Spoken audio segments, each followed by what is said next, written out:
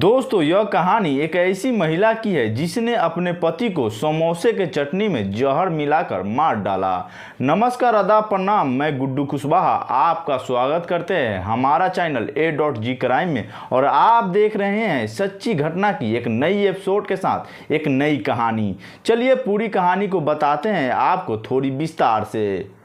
दोस्तों, अपने पति की हत्या करने वाली महिला का नाम रंजना था और उसके पति का नाम राम सुशील था। यह दोनों पति पत्नी मध्य प्रदेश के रीवा जिले के रहने वाले थे। दोस्तों, राम सुशील और रंजना दोनों पति पत्नी थे, लेकिन दोनों के बीच में अक्सर झगड़ा होते रहता था। दोनों पति पत्नी के बीच में झगड़ा होने का मुख्य कारण राम सुशील के चचेरे भाई गुलाब लाल और उसके घर वाले थे, क्योंकि जमीन को लेकर राम सुशील अक्सर अपने पटीदार वालों से झगड़ा करते रहता था।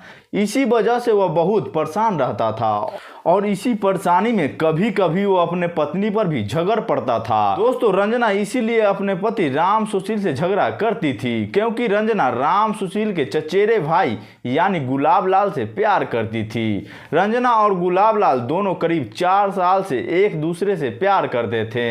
इसी वजह से राम सुशील को अपने चचेरे भाई से झगड़ा करना रंजना को बिल्कुल भी पसंद नहीं था। इसीलिए वह अपने पति राम सुशील से झगड़ा करती थी। यह बातें राम सुशील को बिल्कुल भी पता नहीं था कि उसके पत्नी रंजना उसके चचेरे भाई से प्यार करती है और उसके साथ शारीरिक संबंध बनाती है। लेकिन कहते हैं ना, गलत काम को कितना भी छुपा लो लेकिन एक न एक दिन उसका पर्दाफाश हो ही जाता है।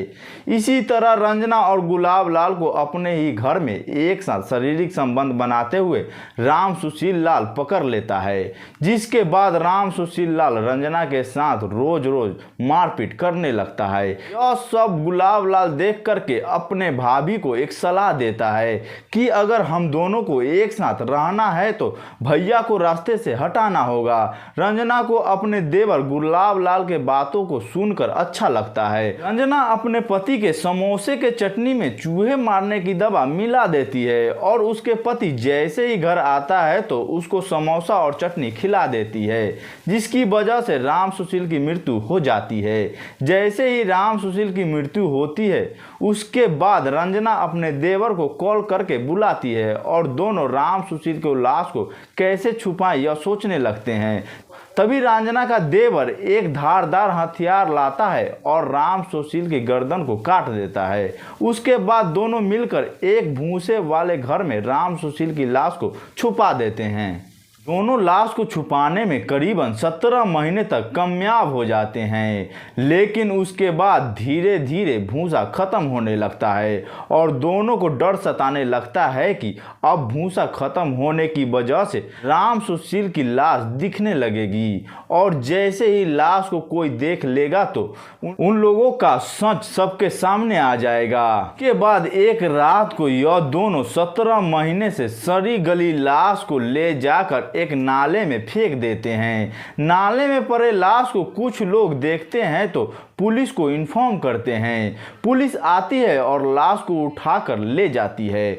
उसके बाद पुलिस आदमी की पहचान करने के लिए उसकी लाश को फोरेंसिक लैब में भेज देती है। जब फोरेंसिक लैब में जांच होता है तो डॉक्टर बताते हैं कि आदमी का उम्र लगभग 35 से 40 वर्ष है। उसके 2 दिन बाद पुलिस वाले गांव में आते हैं और गांव वालों से पूछते हैं क्या कोई व्यक्ति कुछ दिनों से लापता है जिसकी उम्र 40 वर्ष है। तो गांव वाले बताते हैं कि हाँ, एक व्यक्ति कुछ दिनों से लापता है जिसका नाम राम सुशील है और उसकी पत्नी गांव में ही रहती है। उसके बाद पुलिस वाले जाकर जब रंजना से पूछताछ करते हैं तो रंजना कुछ नहीं बोलती। उसके बाद पुलिस वाले उससे थोड़ी सख्ती से पूछताछ करने लगती है तो रंजना कबूल कर लेती है कि मैंने ही अपने देवर के साथ में मिलकर अपने पति की हत्या की है। दोस्तों, इस कहानी को सुनाने का उद्देश्य मुझे किसी को ठेस पहुंचाना, किसी को तकलीफ पहुंचाना नहीं है। बस आपको बताना है कि आप जहां भी रहें सुरक्षित रहें और अपना ख्याल रखें। धन्यवाद।